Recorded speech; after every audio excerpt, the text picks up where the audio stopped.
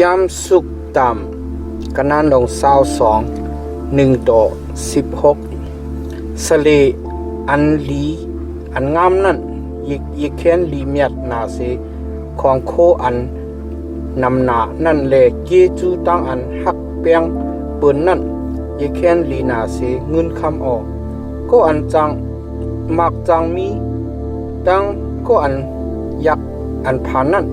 มีดังอันเหมือนกันแลทาวราพระเป็นเจ้าเฮ็ดเป็นเขาดังเสียงตั้งลงออก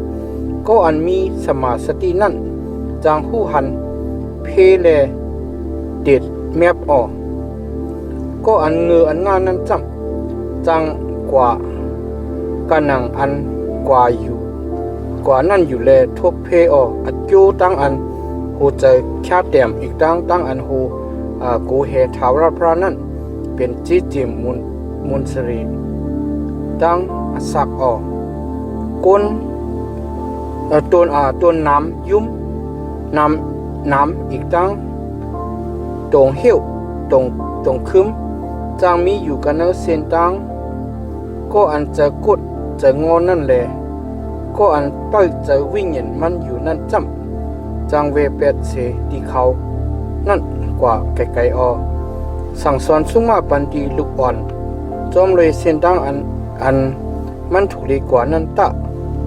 โปเหตุหนึ่งนั้นจึงเมื่ออันมันเก๋มันเท่านั้นมันยังอ่ำแวอ่ำเปิงเส้นตั้งนั่นแหละตักจอมกว่าก็อันจังมักจังมีนั่นเลยอุปเปิงก็อันอยากอันผ่านแลก็อันกูยิ้มเอานั่นเป็นข้าที่ก็อันปันกูปันยิ้มนั่นก็อันหวานจื้อพันก็อันหวานจื้อหวานพันตู้เสริกนั่นจักเลยปัดเข้าทุกข้าเลยค่อนไหวโตซะไม่เจอมันนั่นก็นั่นก็จักรู้เหลียวก็อันมีเมตตากรุณานั่นมีมังกละก็เปื้ออันมันเอาข้อมูลเล่งรู้เขาเจออันอยากอันพันนั่นพอ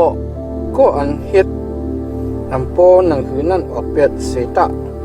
โปเฮ็ดจังนั้นจึงตั้งอันเฮ็ดรันสู่แลตั้งอันผิดกันตั้งอันเซ่ซ้อม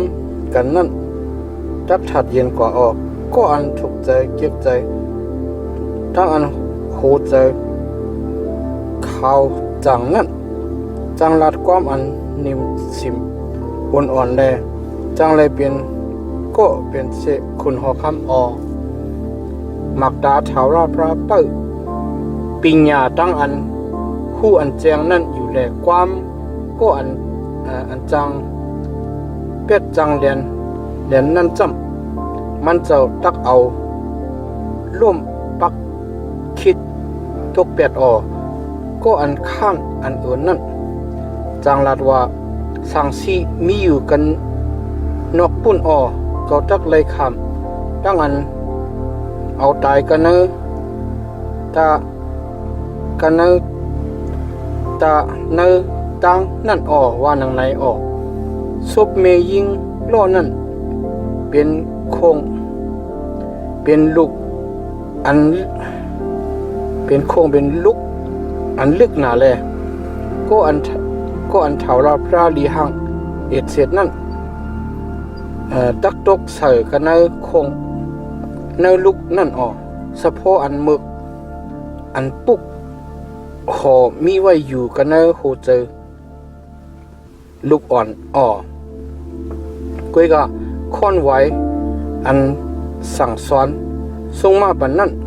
จางโหสะโพกนั่นออกเปียดเสไก่ก็อันนิกจากเนียนเสกวนอยากวนผ่านให้เป็นปุนลองมักมีมันอีกตั้งก็อันปันตันโซหลักสอง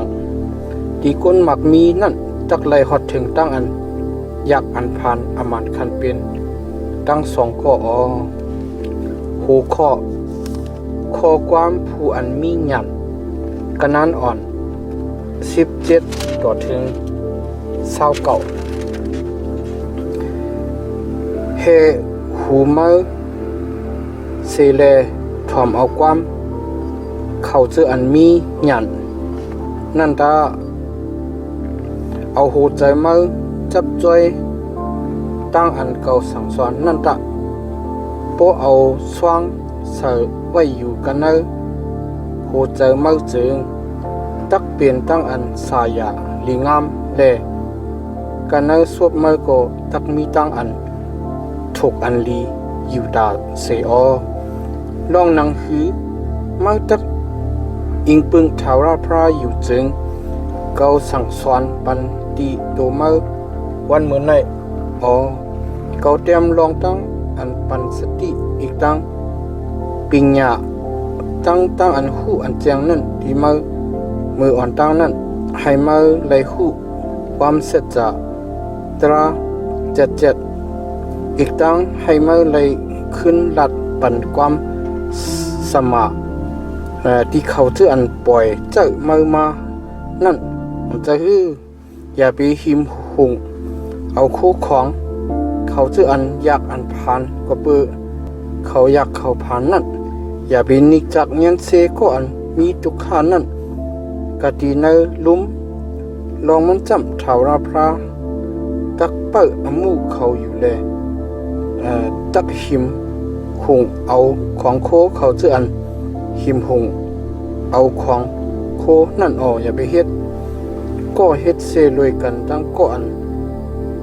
เจอปอดเจอลอดนั่นอย่าไปจอมลวยกันตั้งก็อันเจอลำใส่กำนานั่นป้อมนั้นมาตักจอมทุ่งจำทุ่งพิงมันเจอนั่นแหละตักเป็นตรงเหี้ยวตรงคึมดีเจอวิญญาณมาอย่าไปเข้าป่าเนอมุกเนอเจอเขาเจออันตบมือกันอีกตั้งเขาเจออันมุกเจอเขาเจออัน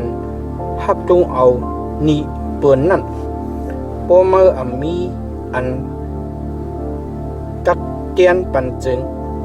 มันตักเอาตีนวนมาอันมีอยู่กระเตอมือนั่นกว่าอย่าไปค่ายเสาลักอันมัดตองกวักลิ้นอันปูมือหมอนมือปักไว้วันตั้งนั่นเมื่อหันตั้งเฮ็ดตั้งสั่งก็อันคัดเจอนั่นหือก็นั่นตักเลยจุกอยู่ภายหน้าคนหอค่ำเลย